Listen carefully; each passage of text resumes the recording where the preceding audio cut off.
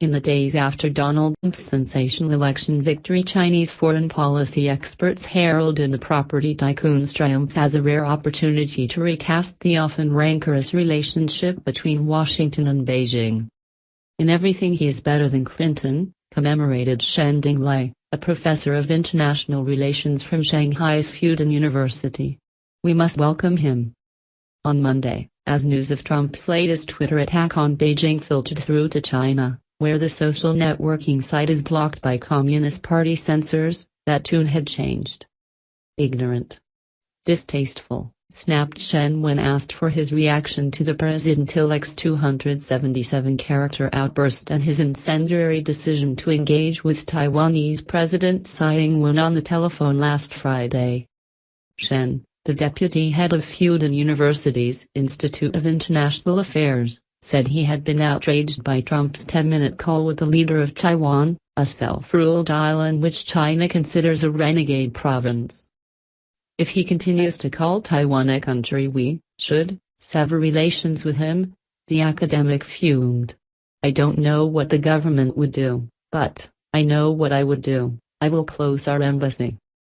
Xian Hong, a Renmin University foreign policy expert, agreed the chances of a bitter and messy rupture between the US and China had increased following Sunday night's tweets in which Trump again lashed out at Beijing's alleged currency manipulation and construction of a massive military complex in the South China Sea. It is still too early to make any assured predictions, but I think maybe I can see that a cloudy storm is gathering on the horizon, she said. This is not good, of course. Referring to the billionaire's latest social media salvo against Beijing, she said, these words should again remind the Chinese media and a large part of Chinese international scholars and even maybe many officials within the Chinese government that their previous estimates of Trump's disposition and his China policy are too optimistic.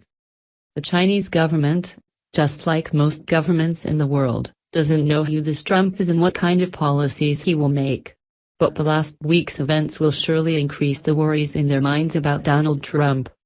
Many political observers initially dismissed Trump's decision to hold a phone call with Tsai, the first such call between a U.S. president or president-elect and Taiwan's leader since 1979, as the latest example of what some see as his rash and ill-informed ventures into the world of international diplomacy.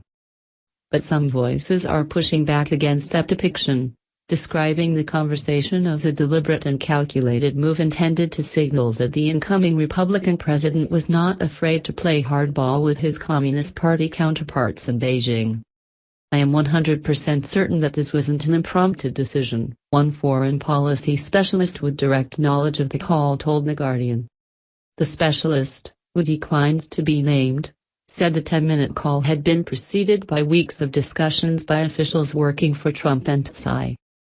In an article for the Fox News website, Stephen Yates, a China expert who some believe helped set up Trump's call with Tsai, also hinted that the phone call had been a calculated move. Yates said the conversation was designed to show China, whose deeply corrupt and authoritarian government is used to getting its way from the United States, that it could no longer dictate to whom the U.S. president would speak. She, the Renmin University scholar, admitted he was caught in two minds as to the true meaning of Trump's latest moves. On the one hand, I don't believe that he would dare to dramatically change U.S. policy towards Taiwan, even if he wants to. But on the other hand, I still think there is a possibility, I don't know how big, of a hardening of American policy towards China over the Taiwan issue. Such a hardening risked making relations between the two countries very tense, he warned.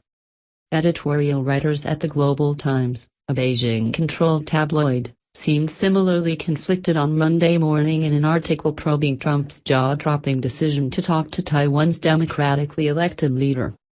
Already, though, one definite conclusion could be drawn, the newspaper argued. China, it said, should understand Trump has two faces.